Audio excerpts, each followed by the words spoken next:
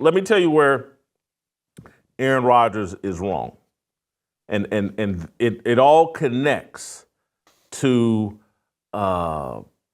his personality quirks and what having too much talent and what thinking you're the smartest person in the room is. And I'm going to say this part affectionately because I grew up with a guy and I'm friends with a guy. I'm friends with his family. I love this guy. Y'all know I love Jeff George, but I saw it with my own eyes. When you have that much talent from a young age and what it does and what it makes you believe. I'm going to use Jeff George as a reference, but when Jeff George chose Purdue out of college rather than a blue blood football program, that was Jeff George saying, I'm so talented that I can go do it on my own at Purdue. That didn't work 1 year, and then he goes to Illinois, surrounds himself with a bunch of super talented players, has a good 2-year run at Illinois, goes into the NFL, does the exact same thing all over again. I'm so talented, he and Lee Steinberg manipulated the NFL draft so he would get drafted by the Indianapolis Colts at number 1. He wanted to come save his hometown football team. I'm so talented. The team was owned by the Ursays, the worst ownership group in the NFL at that time. He orchestrated it so he could come play for the Indianapolis Colts.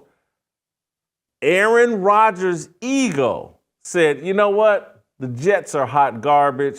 They change coaches every 3 or 4 years. They've accomplished nothing. But I'm so talented, even at age 40, I can go fix the Jets. Even with this coach, Robert Saleh, who's unproven and hasn't done anything, I can go do it. Ego talked him into taking on this Jets burden, and now his reputation is going to be significantly damaged. And I want to throw on this other piece that you made a point that I wanted to connect the dots to. And this isn't a mistake, but I just want to bring this into focus because you made the comment about him being on McAfee's show. McAfee and Stephen A. Smith and this old school and the racial idolaters, they got a war going on.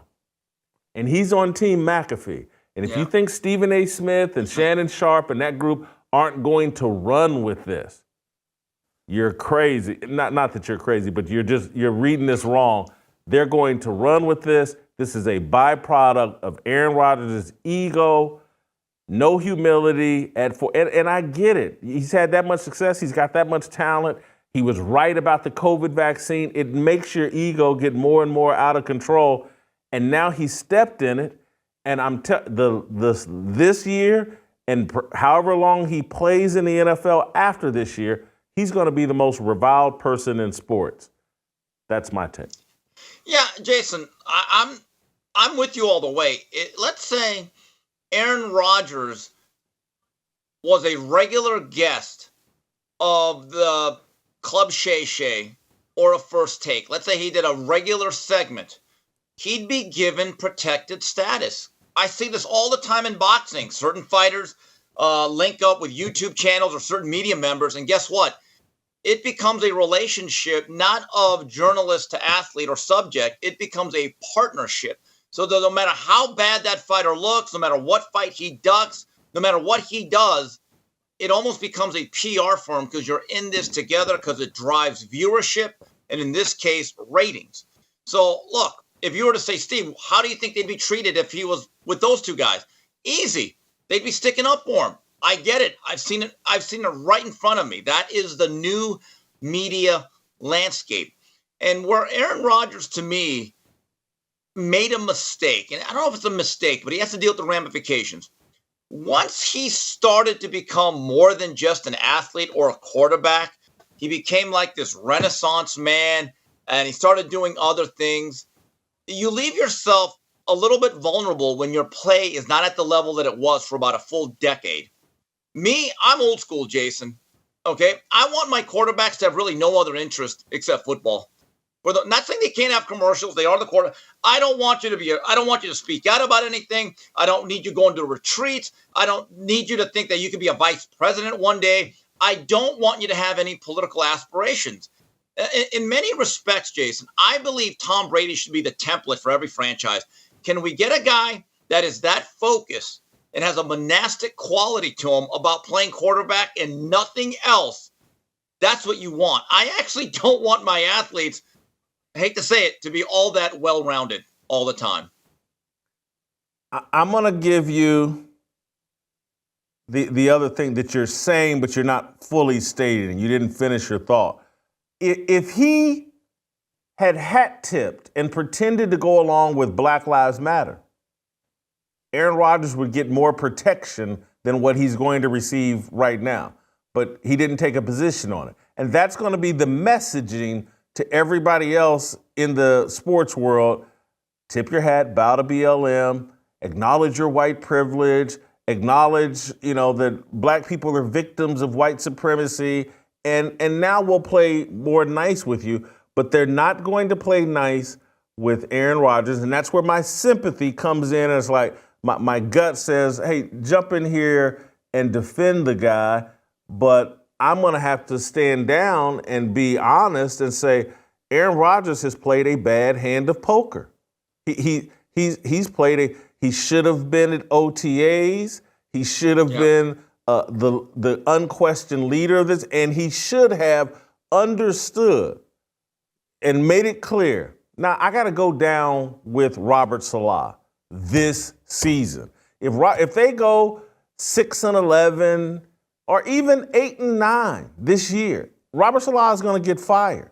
And so Aaron Rodgers should have, instead of being somewhat aggressive or standoffish with Robert Saleh, he should have recognized this year for 17 games, I got to go hand in hand with Robert Saleh, and I'll off this guy in the offseason.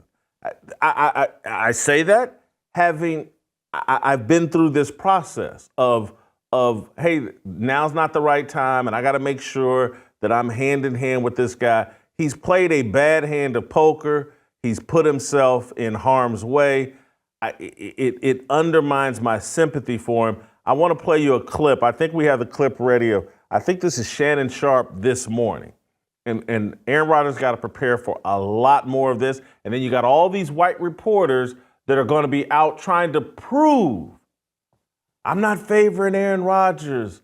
I'm willing to criticize a white guy. And man, he's in the crosshairs. I believe we have the clip of Shannon Sharpe this morning. Let's play it. Molly, before I address that, Stephen A., I got to push back at you. Robert Saleh didn't lose the team. Aaron Rodgers undercut this man by not coming to mandatory minicamp.